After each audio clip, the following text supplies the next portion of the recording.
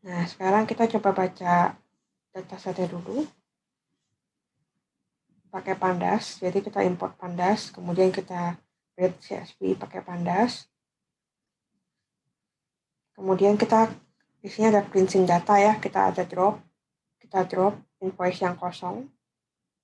Kemudian kita juga bikin satu variabel namanya basket. Satu variabel basket ini isinya adalah kita sudah grup berdasarkan ya negaranya adalah Prancis. Jadi kita sudah bikin satu variabel namanya basket itu di filter dengan negara Prancis seperti demikian. Jadi kalau udah dicoba bisa dicek nanti keluar hasilnya seperti ini. Silahkan dicoba ya.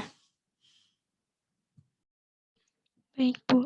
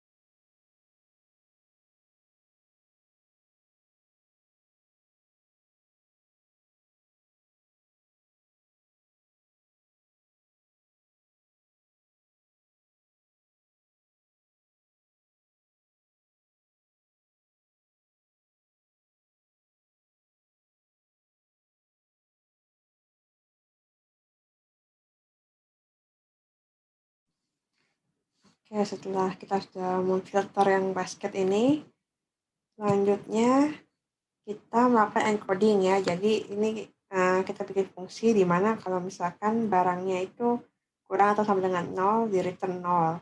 Kemudian kalau lebih atau sama dengan 1 itu di return 1. Nah, di ini kita apply di basket kita. Jadi kalau misalkan ada barang yang dibeli, jadi di transaksi itu ada barang yang dibeli, dia akan membalikan 1. Kalau dia belinya 10 juga hanya dihitung 1. Jadi ini untuk kita masukkan nanti ke fungsi ya. Silahkan coba.